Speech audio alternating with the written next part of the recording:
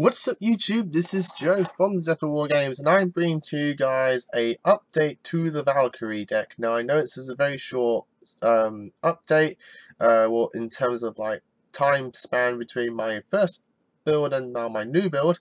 That's because a lot of the stuff inside the deck has changed, a lot of mentality in the deck has changed, and as you can see there's an extra deck for options for you due to the side deck options that I'll be telling you in this profile. And what I would recommend siding in, you can probably guess what one of them would be from just the top card. But with all that said and done, guys, let's get into it. Now, I took a lot of you guys' advice in the comment section of the last profile in terms of like draw power engine. A lot of them were good options, but a lot of them, as well as I actually did say in the comments of those videos, I did try them out and at the point in time were working. One of them has been working quite well recently, and I got a new card in here as well that I will show you as well. So with that said and done, guys, let's get into it. So in terms of the Valkyries, I'm playing 3 of all of them. So we have 3 Valkyrie Drit, 3 Valkyrie Zwei, 3 Valkyrie Erster, and 3 Valkyrie Brunhilde. Apologies for moving into the accent and reading them off. Again, I've watched the anime too much. But yes, you play 3 of all of these guns because these are the ones that you want to see. These are the ones you want to summon off the Ride of the Valkyries. These are the ones that will literally do you the damage and cause you either literally just massive damage or OTKs, and control and consistency as well. All of these are important. You play 1 chariot because you could probably bump it up to 2 if you want to, just to have an additional name. Or you can just play what I played in my last profile, the Nordic Valkyrie Tuner. It shares the same stats and type. But I only played the 1 chariot. I really just summoned it. There was only 1 time in testing I summoned it. That's because it was literally off Ride of the Valkyries and I equipped it to Brunhilde for protection. But other than that, it's just literally in here for a Valkyrie name. Apologies for my hand movements. I know one person in the comments said it somewhere, but it's just habit. Sorry. But to round up the months, I am playing 3 Hectris. I think that's how you pronounce it. This is the Search of Valhalla of the Fallen. I've been testing out again. Valhalla of the Fallen has been doing quite nicely. The ratio I picked may surprise you. But you play 3 of this because you want to see this, really. If you see this before Valhalla, it just works for you because it's deck thinning as well. But you don't have to play this if you don't want to, but I like it just as the option. So those are the monsters. Moving on to the spells, like literally the game ender in the deck. 3 Mischief of the Time Goddess. You could, in theory, drop this down to 2 if you want to, for your budget players. Just because you can search it off your 3 Ride of the Valkyries, so there's consistency there for it. So you don't exactly necessarily have to open with it, but it is nice to open with as well, because then you can OTK without Ride, or just do some massive damage without it. But 3 Ride of the Valkyries, you've got to have this card. As far as I know, in terms of wording, it's searchable through Drit, the Searcher. Yeah, searchable through Drit, because as soon as she searches a Valkyrie card.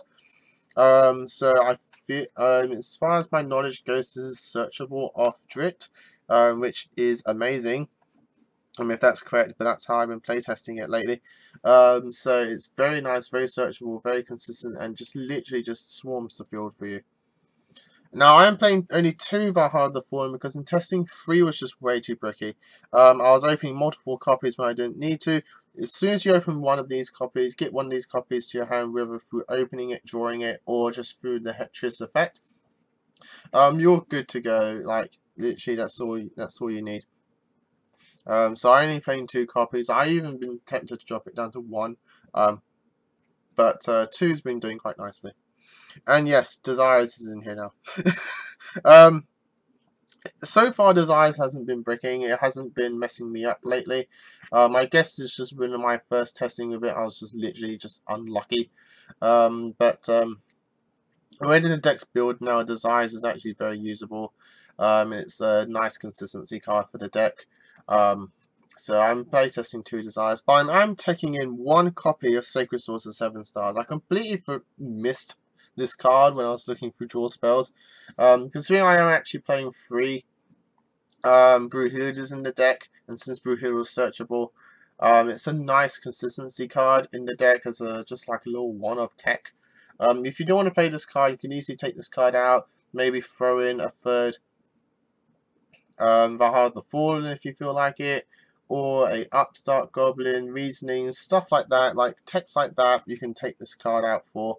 Or you could even put in some hand traps in here as well, because I'm playing another tech in here, which is Foolish Burial of Goods. There's a nice combo in this deck just between Foolish Burial and Zwei, that literally lets you search any continuous spell in your deck.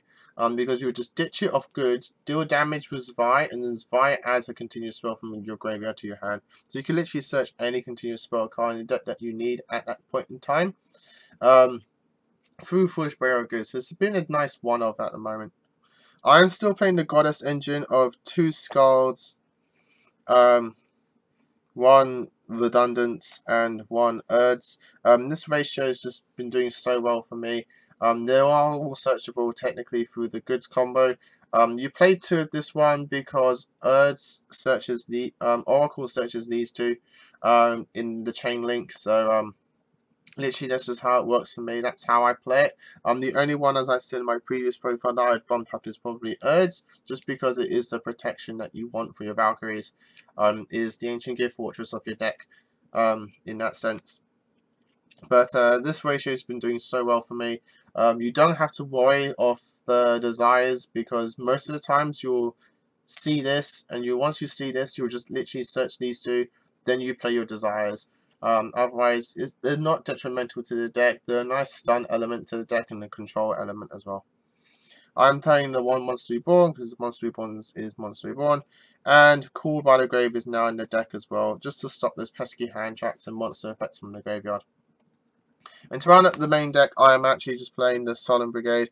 You can take the Solemn Brigade out if you want to for expensive cards like Impermanence, hand traps as well, Ash Blossoms, if you pull those from your boxes, trying to build the Valkyrie deck.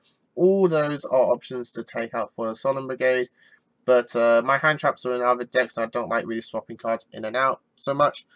So I literally just got the Solemn Brigade in here. But the Solemn Brigade is very good for a deck like this.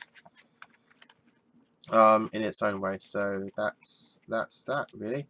Moving on to the extra deck, where it's just literally toolbox the heck out of it, because in the side deck I recommend to you guys play your Ghost Reapers, play your Cyber Dragons, play your Eater of Minions, play all the stun cards that literally just help you out boards and problematic monsters. And that's what the extra deck's for. It's literally your toolbox. You're not going to go into it.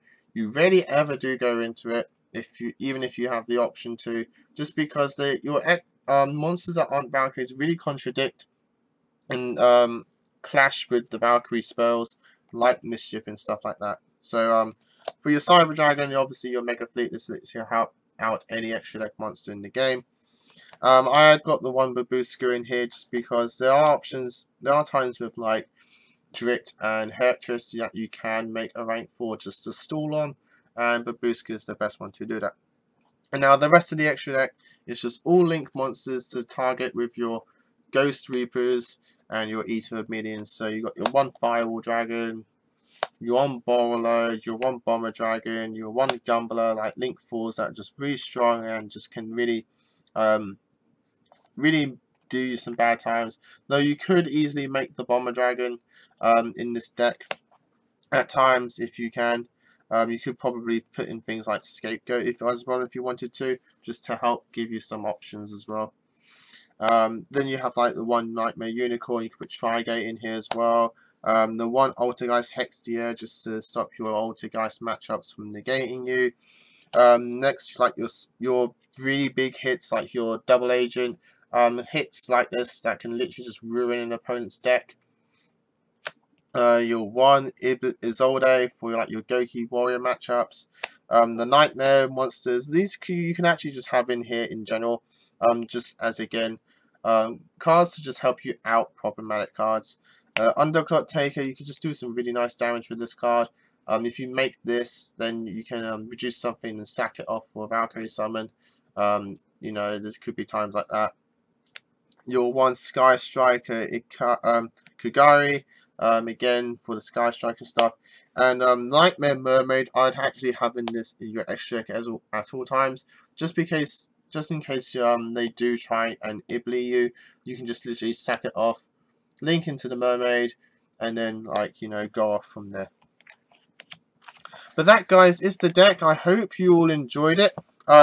Again, small but somewhat large update since my previous profile. There's still a lot of testing has been put into this deck. I'm really enjoying it as I go. May even be tempted to try out my next locals, and if I do, there will be an update for it with a tournament performance report on there as well. So, but until next time, guys, as always, like, comment, subscribe, and again, till next time, as always, happy dueling. What's up, YouTube? Thanks for watching that video. I hope you liked it. If you did, hit that like button, and of course don't forget to hit that big red subscribe button in the bottom left hand corner and the notification bell so you don't miss out on anything. We've got more deck profiles, duels, pack openings, and many more Yu-Gi-Oh videos coming up for you all year round, so don't forget to stay tuned for all of that. Thanks, and as always, guys, happy dueling.